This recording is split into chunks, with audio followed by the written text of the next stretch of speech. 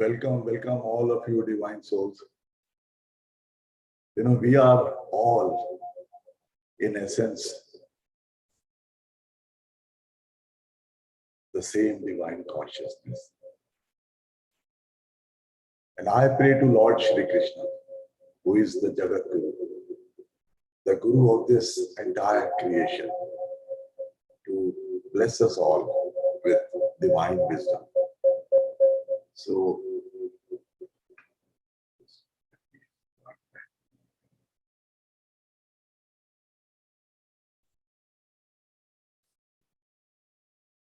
today we will be continuing our journey through Bhagavad Gita, chapter 2, and shloka number is 70. Now, do you know, the soul cannot be destroyed, not even by the gods. Do you know why? No, it is because Brahma himself is the soul, and one cannot act on oneself. Therefore, no one can bring about the destruction of this immutable Brahma. No one, not even God himself, can destroy himself, because the self is Brahma. So in the next verse, number 17 of Bhagavad Gita, see, Bhagwan Shri Krishna tells Arjuna that one that pervades the whole body, that consciousness that pervades the whole body, that soul, is imperishable. So there is no reason for Arjuna to worry. Aham Brahmasmi. Do you know why this is the most important knowledge in the world, in the universe? The indestructible nature of the soul or our Atman. So today we shall be going very, very deep into this most important knowledge of the universe. But before we start, kindly allow me to pay my gratitude to my Guru. Om Ram Shri Kanayalal Sharmaye Namaha. Om Shri Guruve Namaha. Let me start my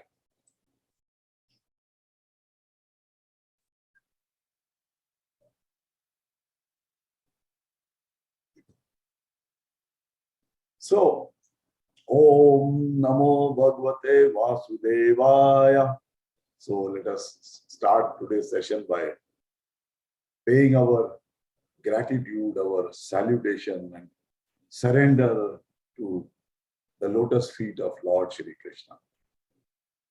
Bhaje Vrajek Mandanam Samasta Papa Khandanam Swabhakta Chit Ranjanam Sadaiv Nandanandanam Supicha Gucha Mastakam Sunad Vedu Hastakam Anangaranga Sagaram Namami Krishna Nagaram Namami Krishna Nagaram. Bhagwan Shri Krishna says, avināśhi tu tadviddhi yena sarvam idaṁ tatam vināśham avyayasyāsya kaśhchit kartum arhati. Bhagwan Shri Krishna says that which pervades the entire body, consider it to be indestructible. Now, Lord Shri Krishna ji is talking about our soul, our Atman, which is avināśhi. Avināśhi means which cannot be, there cannot be nash, indestructible.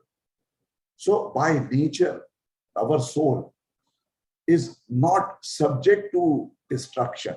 It cannot be destroyed. Na kaśhchit means no one can destroy it. No one can bring about its destruction. Vināśham. Vināśham means destruction of this avyas yasya, which means the immutable, which is indestructible, that which does not undergo any growth or any depletion or any change. So, by its very nature, this Brahman called reality, that is the truth. It does not suffer any mutation. It will not grow old. It will neither grow nor deplete. And no one can bring about the destruction of this immutable Brahman. Not even God himself.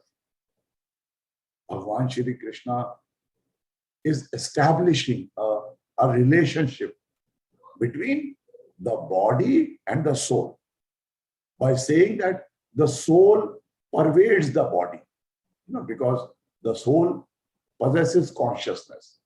So it is sentient. The physical body is insentient because it is devoid of consciousness. So only when the consciousness of the soul pervades the whole body, we seem to be alive. Just as the fragrance of a flower makes the whole garden fragrant. You enter a garden and then you smell that fragrance all around. That is the way our soul, spreads its fragrance, its consciousness to our entire body. Lord Shri Krishna tells Arjuna that the one that pervades the whole body, that means the soul, is imperishable. So there is no reason for Arjuna to worry, because Arjuna was worried, what if he kills his near and dear ones? And when Lord Shri Krishna is addressing Arjuna, it also means he is addressing all of us. He means all of us too, because there is no reason to worry. Our physical body is just a vehicle for the soul. The soul can exist without the body, but the body cannot exist without the soul. Therefore, when the soul leaves the body becomes lifeless. That is the state we call death. See, Chandogya Upanishad says that Atman is seated in our heart. Avyayasyāsya arhati. It is seated in our heart. So when a man chooses to identify himself with that soul, with that Atman, the unmutable spirit, then he is no longer deluded by or no longer tortured by the pandemonium of change. Now, this is a very, very profound learning, because in just few words, Lord Shri Krishna has given the entire truth of this universe, the truth of consciousness. He points out to the two most important things in this shloka. And the two things are, first, he talks about the indestructibility of the soul. And second is, he establishes that this self is Brahma. This is a very important, realization and truth. And the implications of both these truths, the universal truths, are very, very, very huge.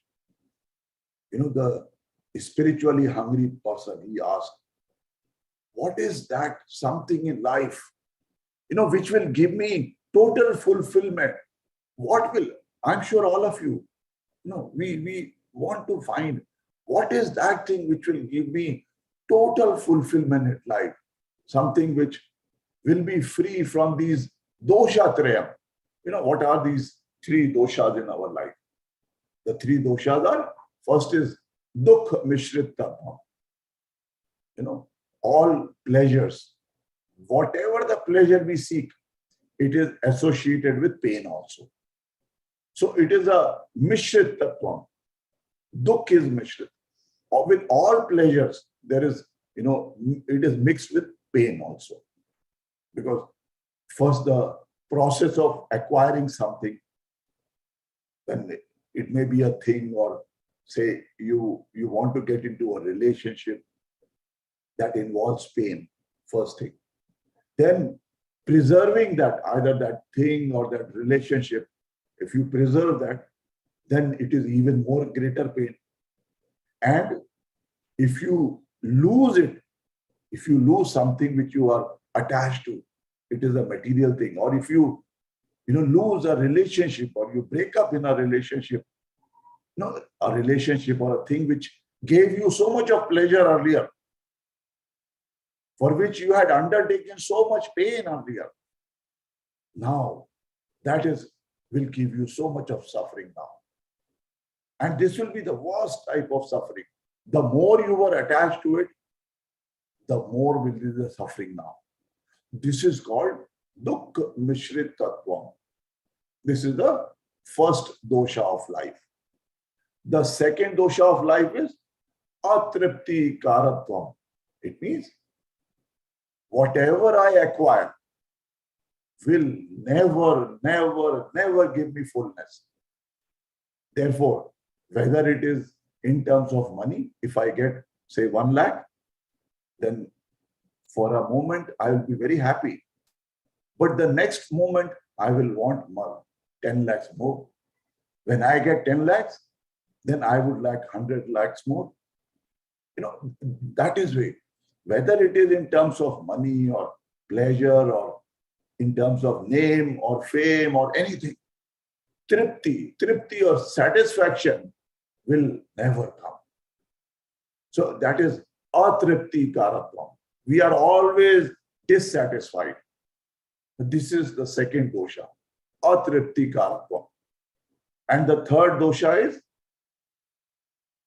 bandhavat katvam, which means dependence, bandhan, bandhavat katvam. Bandhan means, some kind of entanglement, some kind of, dependence, or even it can be addiction.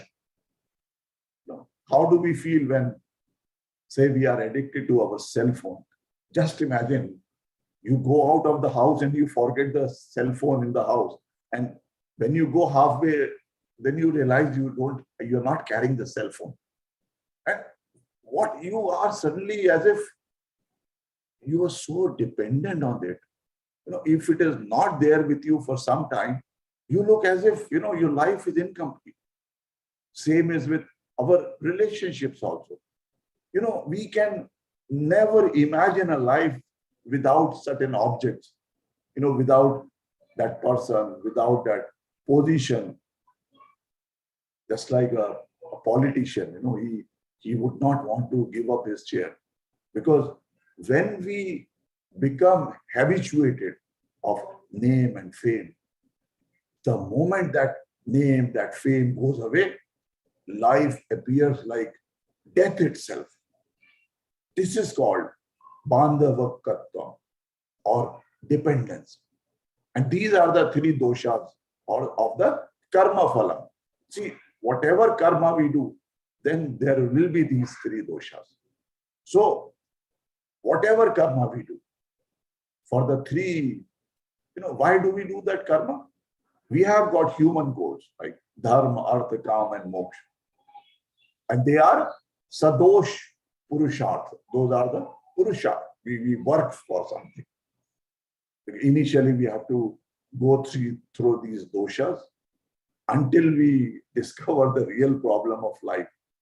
Because when we are in problem, then our spiritual hunger, it starts. What is that spiritual hunger? When we enter into a problem, then we start searching for something, other than earth and calm. Now, only now that spiritual pursuit now becomes meaningful. Now we have experienced the problem, and now when we start, looking for something meaningful in life, other than dharma, artha, and kama, then our pursuit becomes more meaningful. So when the person starts asking the question, is there a goal in life without these three doshas? Then Vedanta gives the answer here. He says there is a goal. What we were following till now was sadosh purusharth.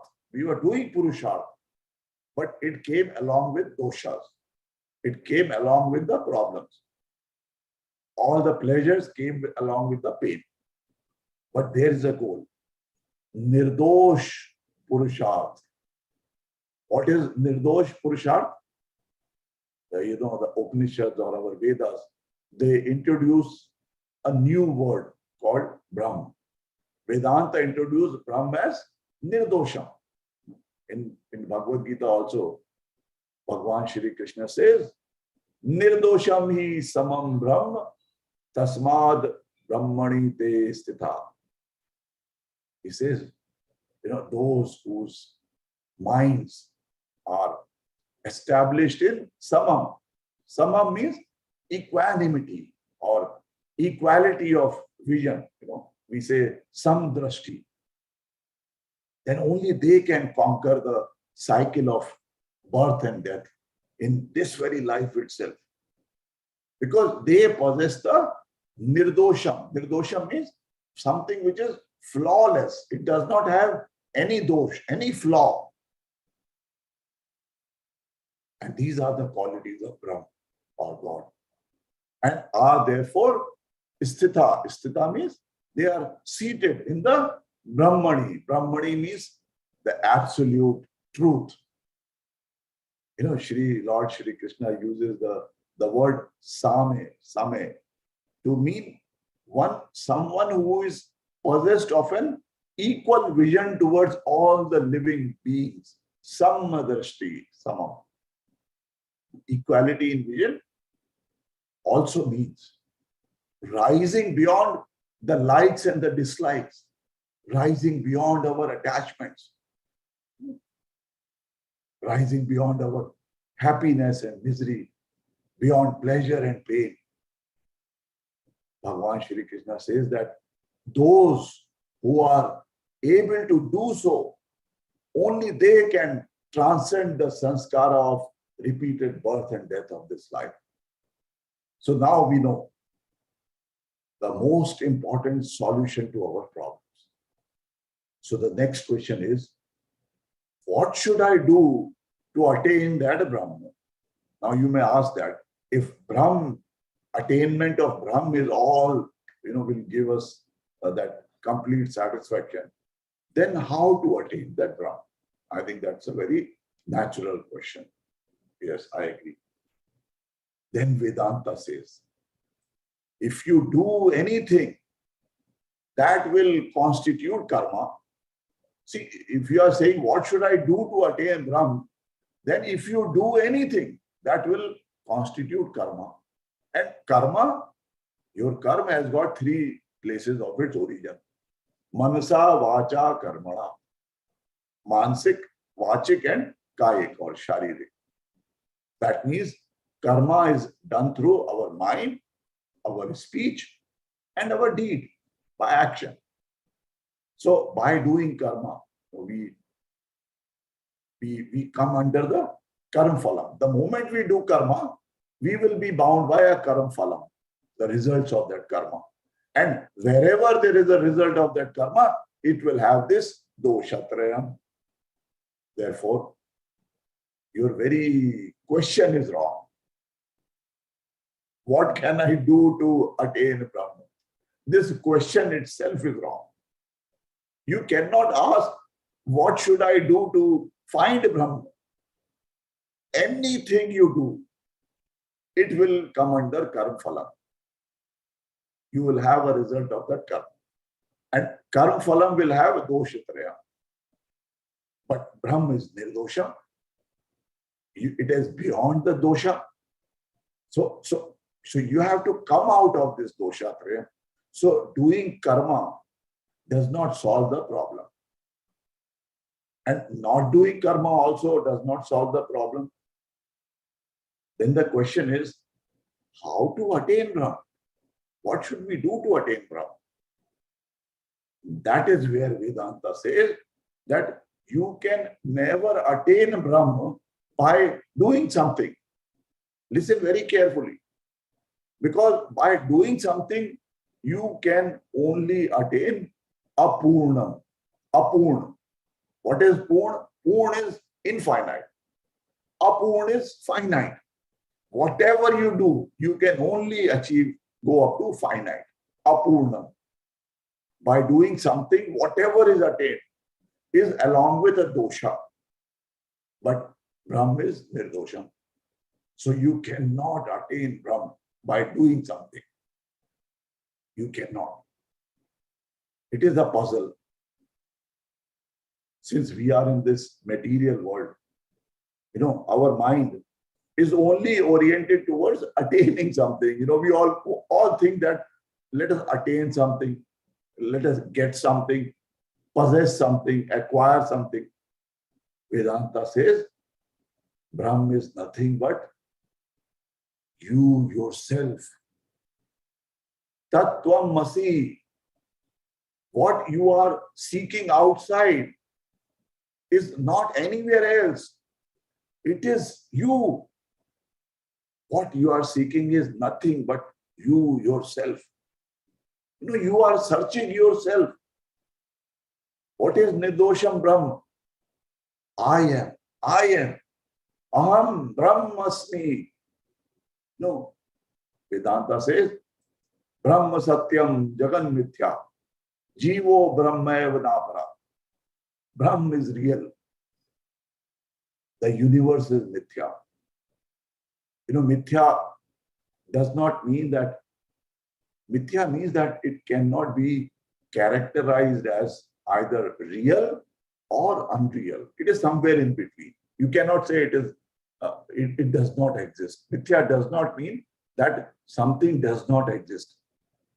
Because the Jeev is Brahma itself and not different. So this should be understood as the greatest truth, the greatest Shastra. So this knowledge that you are Brahma, which Lord Shri Krishna is trying to tell us, is so important that it can dissolve all your pains and sufferings in life. That's why Maharishi Patanjali mentioned this lack of knowledge or this ignorance about our own self. We are searching for a Brahma, for a God outside us. Ignorantly. This is our ignorance. We do not know our real nature, our true nature. And that's why Maharishi Patanjali says, avidya, asmita, rag, dvesh, abhinivesha, klesha. These are the 5 kleshas. Maharishi Patanjali says that there are only 5 causes of all the pains and sufferings in your life. And the very first one is avidya, which means ignorance about our true nature. Our ego consciousness makes us believe that I am a separate entity. The true knowledge is that I am the same one consciousness. Aham Brahmasmi. Tattvamasi. This is the greatest knowledge of the universe. When through meditation, we choose to be identified with that unchangeable spirit. जब हम ध्यान लगाते हैं on that Brahma, on that unchangeable, immutable spirit, then we will no longer be deluded. We will no longer be tortured by this, pandemonium of change. So the message that Lord Shri Krishna is giving is very, very clear, because we all have existed before, and we will continue to exist even after the passing of this physical body. This is the knowledge that I am Brahma, Aham Brahmasmi, which Lord Shri Krishna is trying to tell us is so important that it can dissolve all your pains and sufferings in life. And only those who have this true knowledge and they experience this true knowledge, only they are able to design an extraordinary life for themselves. So with this, I seek the blessings of Lord Shri Krishna to complete this session here. Om Purnamada Purnamidam Purnat Purnamudachyate Purnasya Purnamadaya Purnamevavashishyate. Om Shanti Shanti Shanti. I thank you, all of you, for joining in this wonderful satsang. And I'm open for any questions. So if any of you have got any questions, you can raise your hand and I can unmute you. You can ask your questions. Any of you? So with this, thank you all. Thank you all for this, great, wonderful satsang in the lotus feet of Lord Shri Krishna. Jai Shri Krishna.